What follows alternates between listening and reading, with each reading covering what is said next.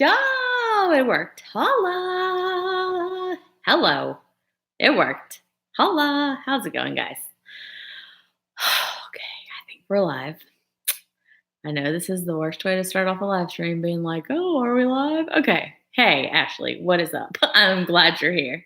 I'm glad you're here. I'm glad you're here, Hallie. I'm glad you're here, Brooke. I'm glad you're here, Ann and Zoe and Ashley and SJN and Essence and Delana and Kelsey and everybody. Oh my goodness. Okay, everybody's here. Yes. Okay.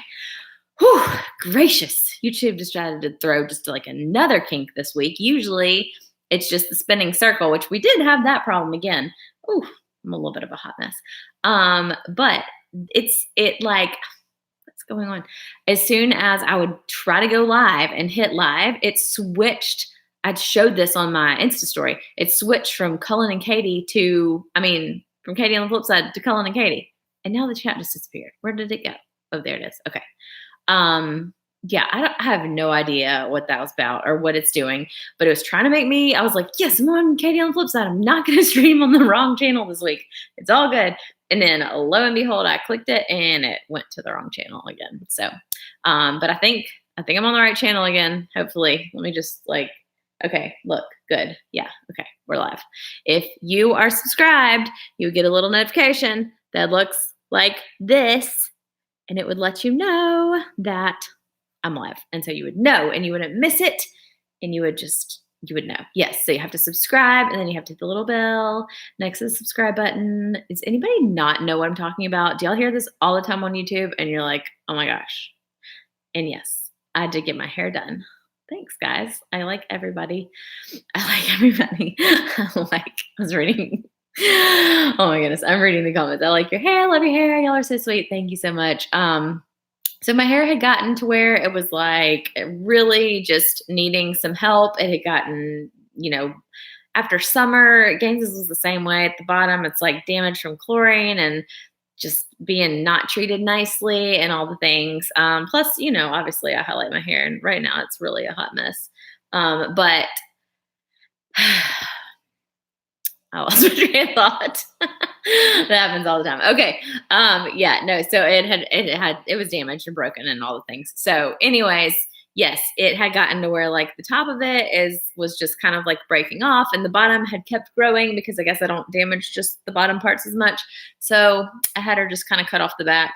She honestly didn't cut much of this. It kind of had made its own natural layers, which is not a good thing. When your hair starts like layering itself, that means it's breaking off because you're probably damaging it in way too many ways. And I had talked to her about doing my hair darker. I was like, I don't even care. I want it to be like, it's a natural color. You just go on and make it dark, which my natural hair color, I'm naturally like light brown. I guess maybe I used to be light brown when I was younger and it's pretty dark. I mean, it maybe close to like Cullen's hair color. So, I don't know, but my hairdresser, she was like, we'll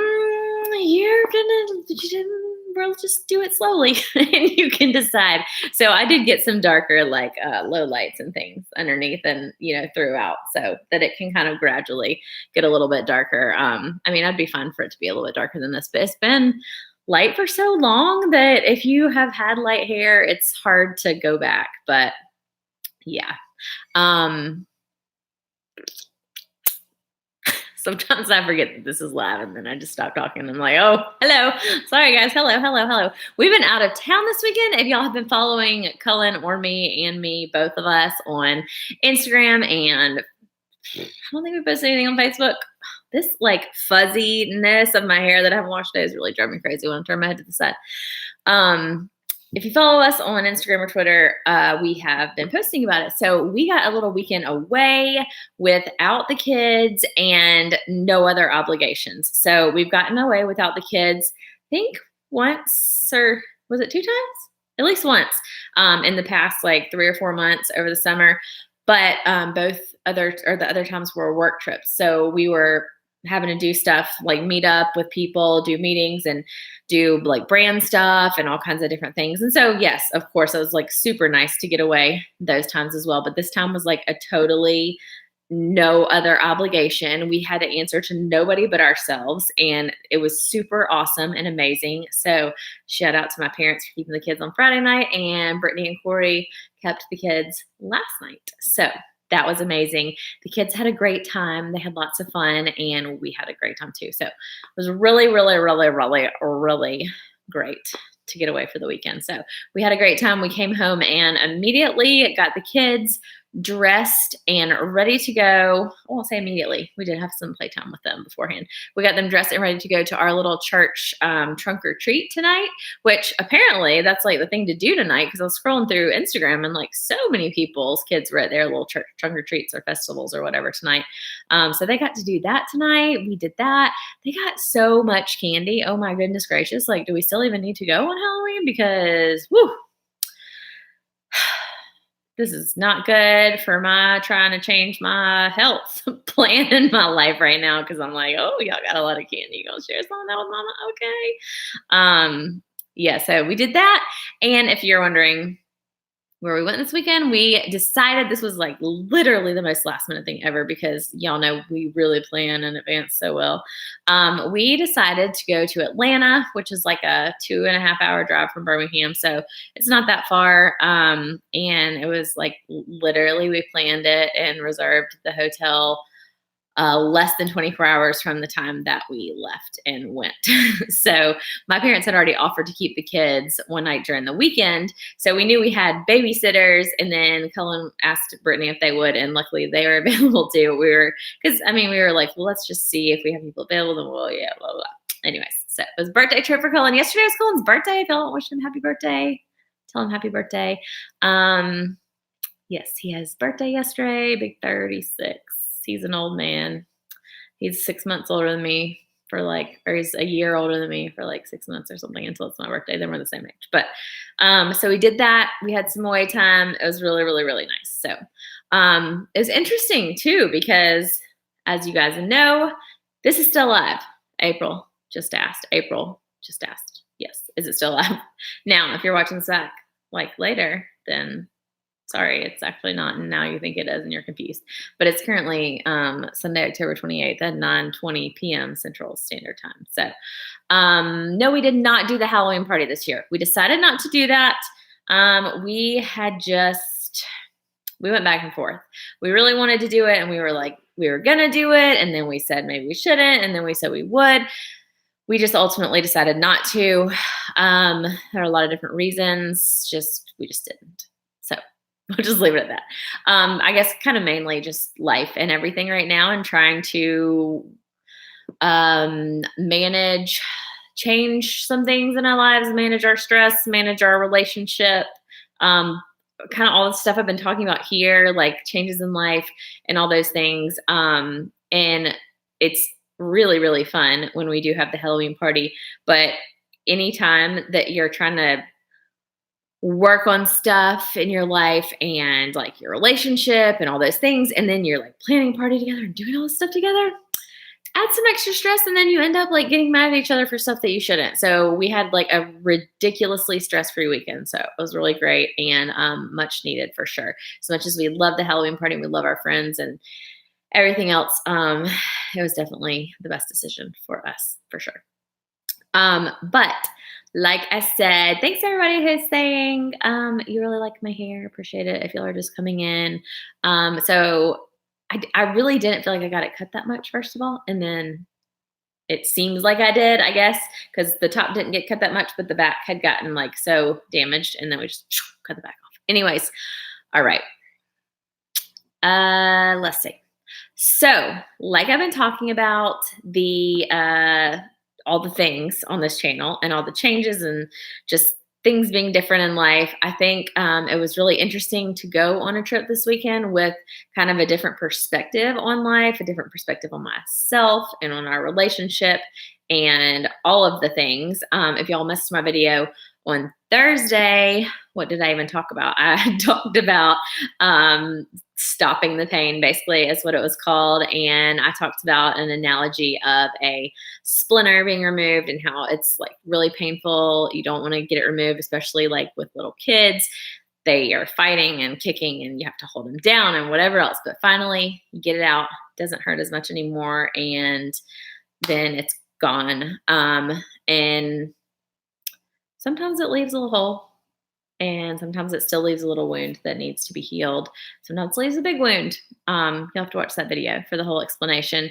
But that was basically kind of what I talked about. I don't even remember the rest of it. I feel like after I make the videos, I kind of just like put out all the stuff I've been holding in my head and how I'm going to say it.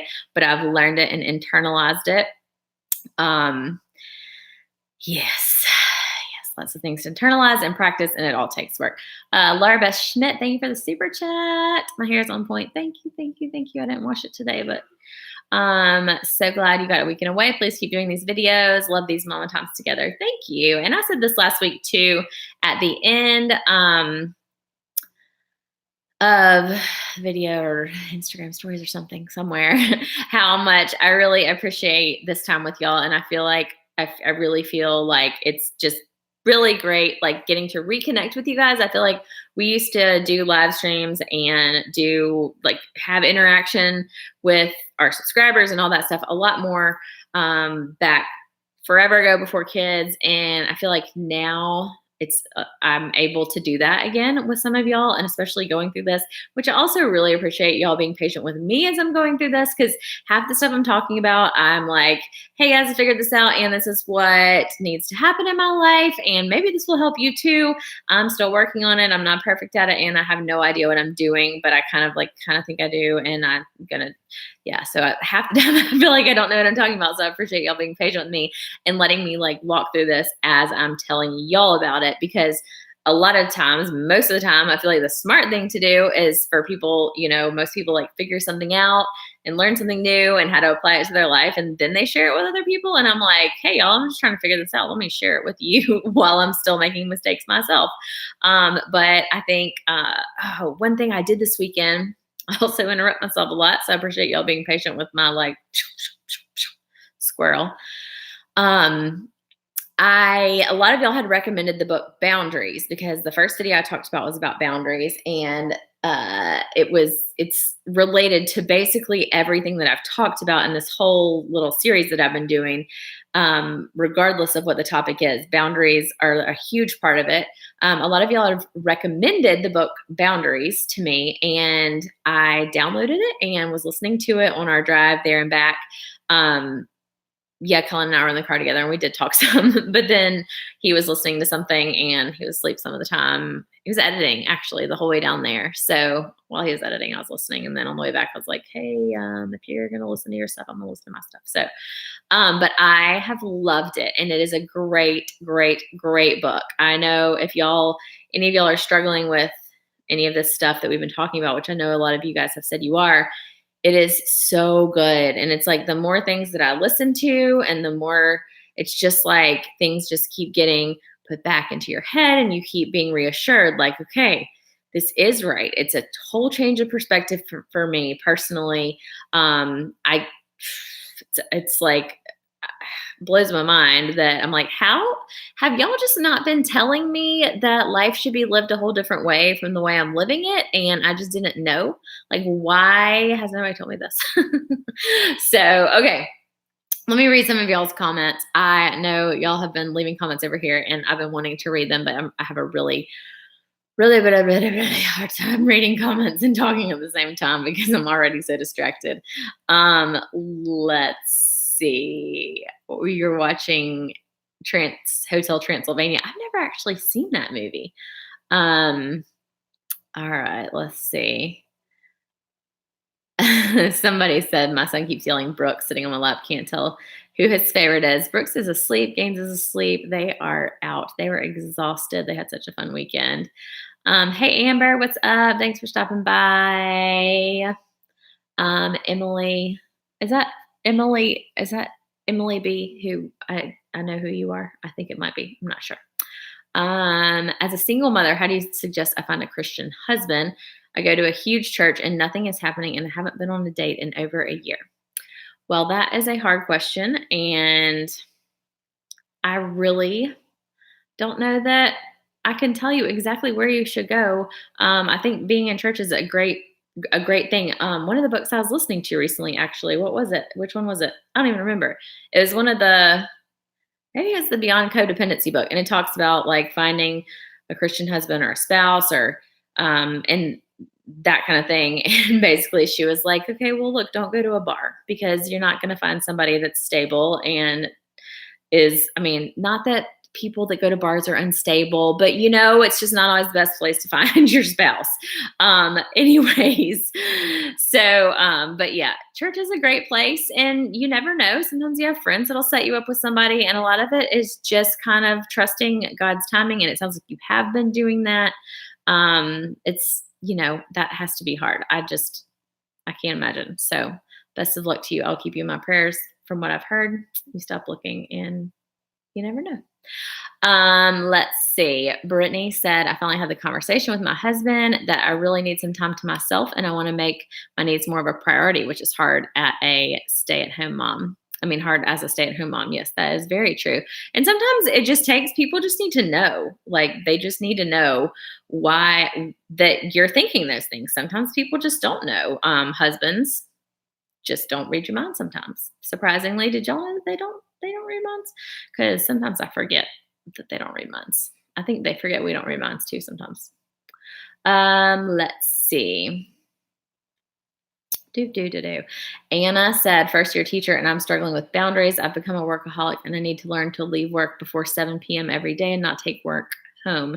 You've encouraged me in this area. Yes, that is very hard. And it just goes back to all the things that I've been saying, like how I just feel like it's so put in all of our minds that if we're not doing too much, then we're just not doing enough. And it's so frustrating because I don't know where this has happened. I don't know if it's like social media and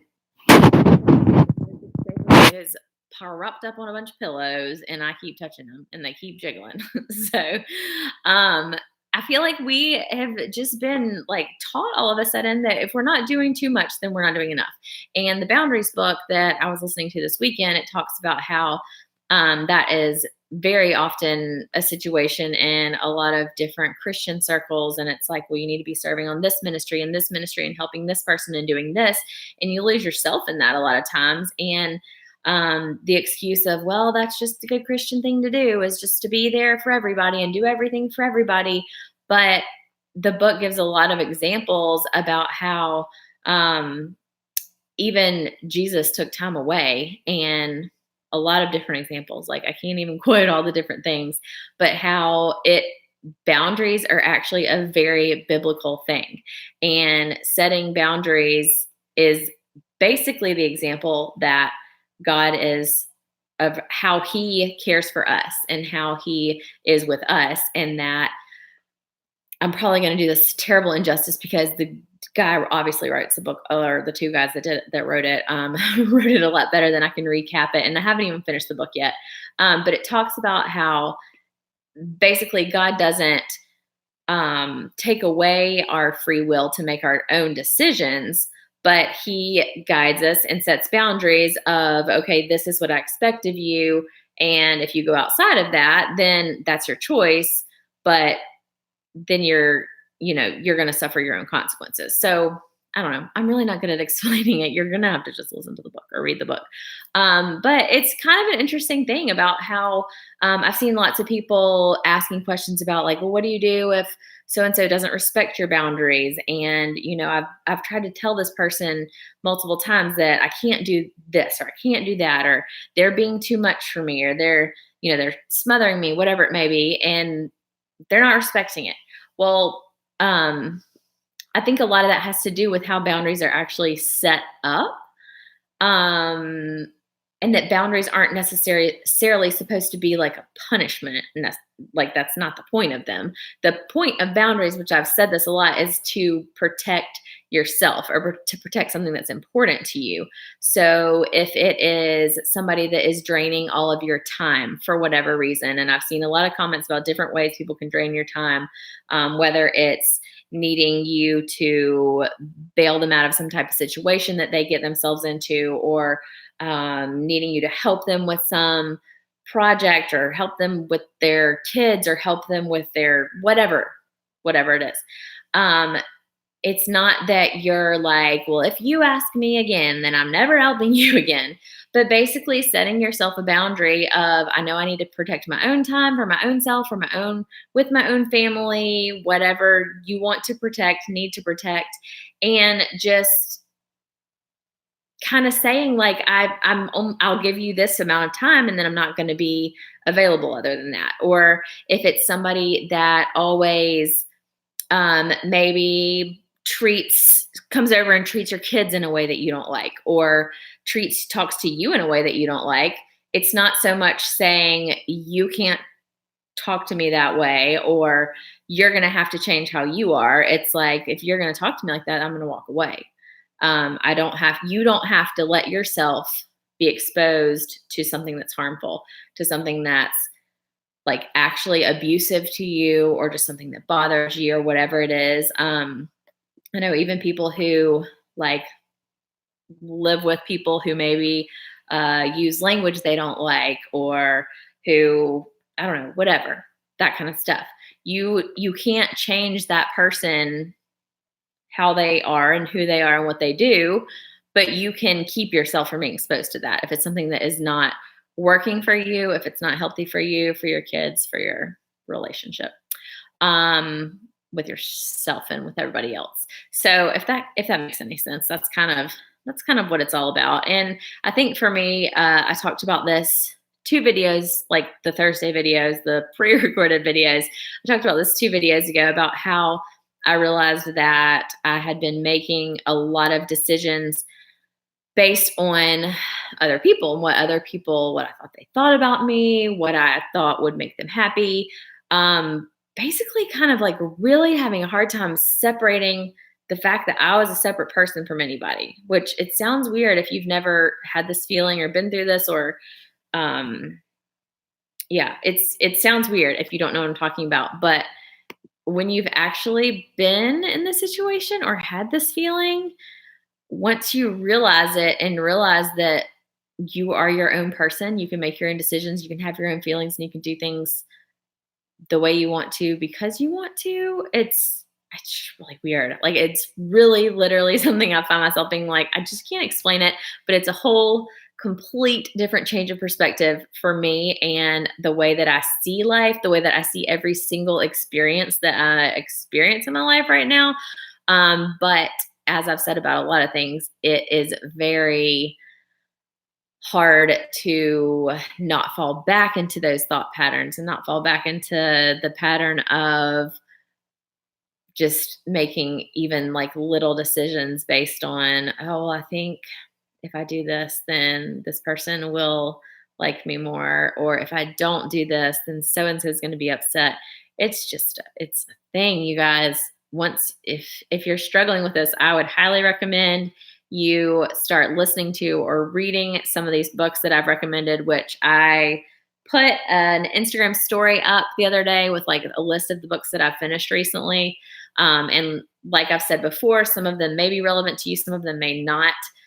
I will tell you that Girl Wash Your Face by Rachel Hollis is the first one that I listened to that made me be like, oh, what?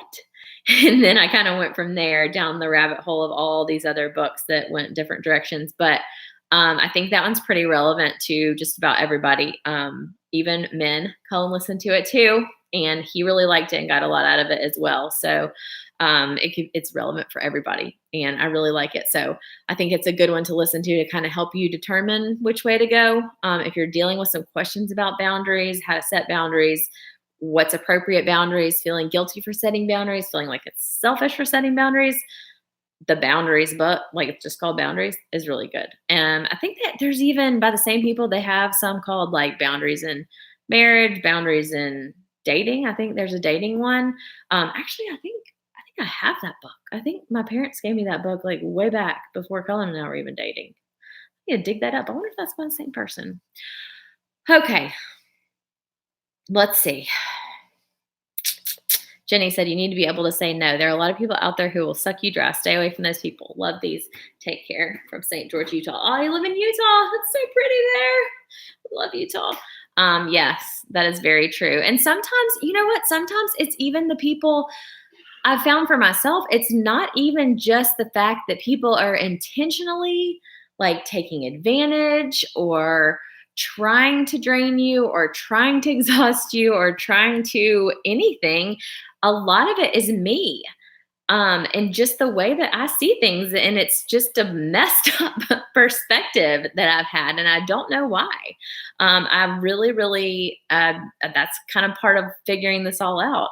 And a lot of just about everything that I've read talks about looking into, your family history, like what things were like when you were growing up, and not that anybody has done anything wrong, or it's because like so and so was a terrible example or whatever, but basically just that the way, I don't know, it's just you can have two, three, four, however many kids in the same exact household with the same parents, and they can all grow up completely different people. So it's not just that one parent did something a certain way, but a lot of times you see patterns of, a parent is a certain way or has a certain mindset. Their parent was the same way. Their parent was the same way.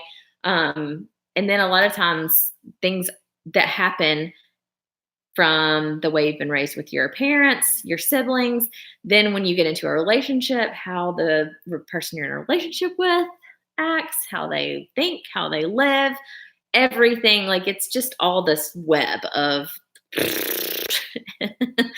I think that's just a great, perfect explanation. Um, yes, Heather said it's hard to set boundaries and get people in your family to understand. And I think that is something that, as I was listening to this book this weekend, like, yes, it's hard to get people to understand. But going back to my video 2 times ago about trusting yourself, when you've made the decision on certain boundaries you need to set based on things that are important to you, based on things that you feel like are like super important, you realize how much it's affecting you. It's sometimes it's like, it's not that you don't care that people don't understand, but you realize you're doing it for the right reason.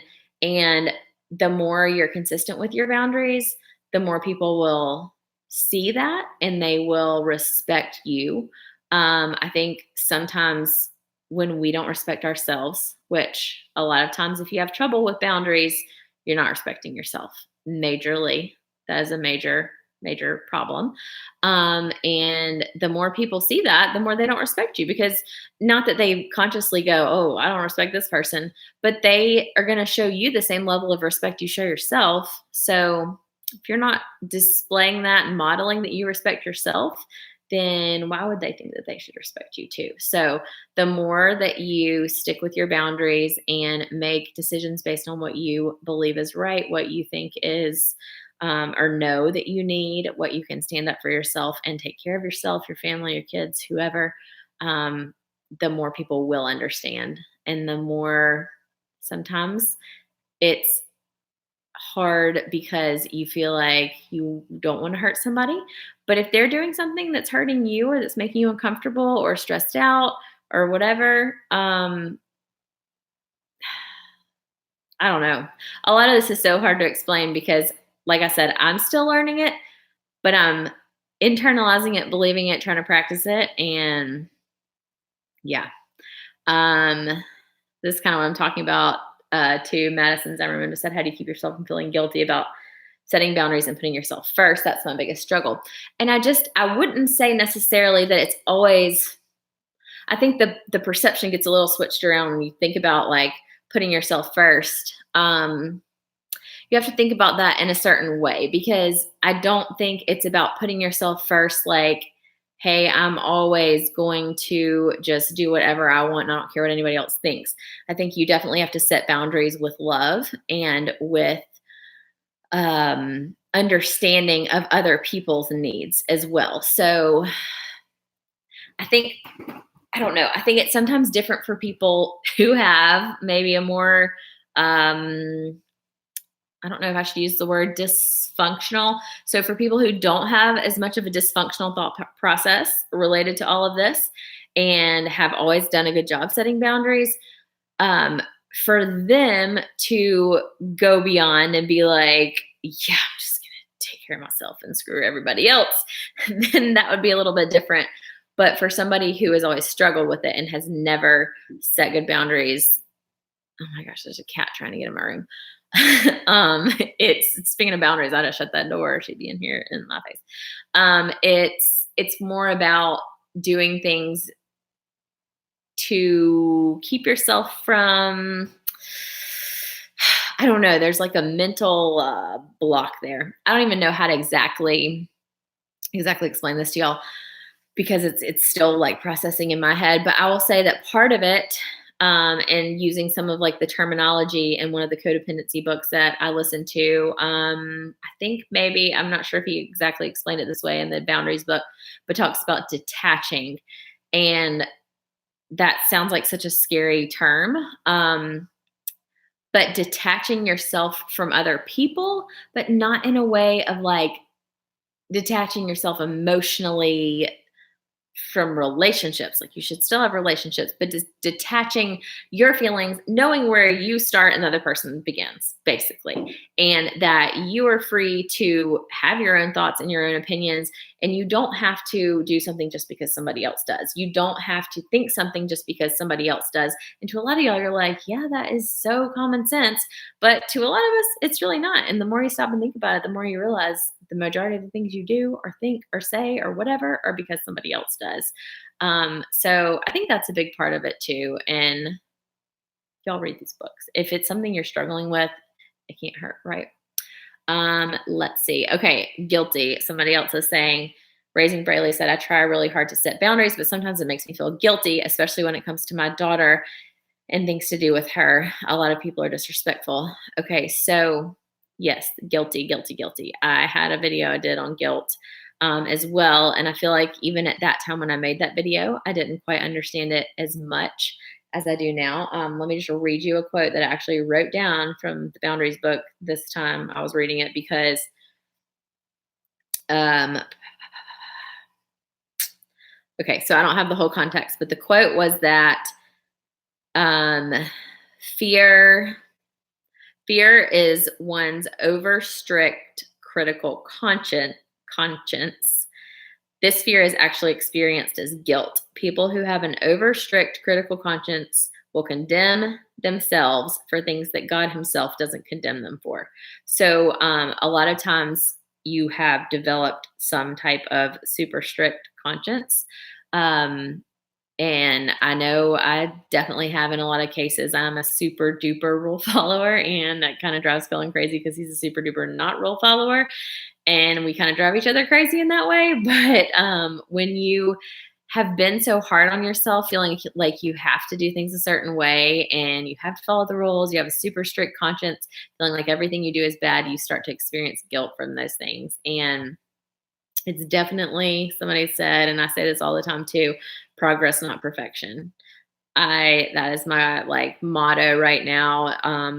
Definitely not perfect in my own like journey. Definitely not perfect in my relationship with Cullen, with my relationship with my kids, with my family, with my friends, with anybody, but progress. Every step is progress. And as long as, you're kind of on this little like train of like things get better and then they kind of go back down and then they get better.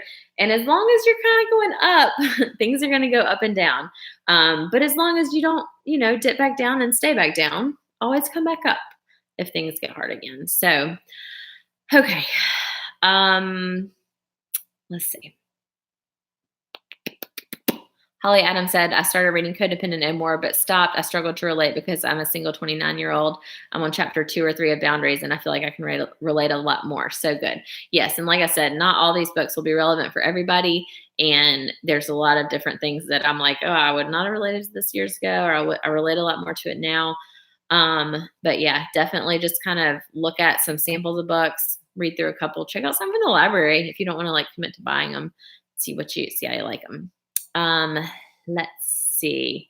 Amanda Nicole, it sounds like the Boundaries book would really be good for you. They'll address a lot of what you're talking about. You would really enjoy that book. Okay. All right, guys. I am going to wrap this up, and I will be back for a video on Thursday. Really, really, really, really enjoying this.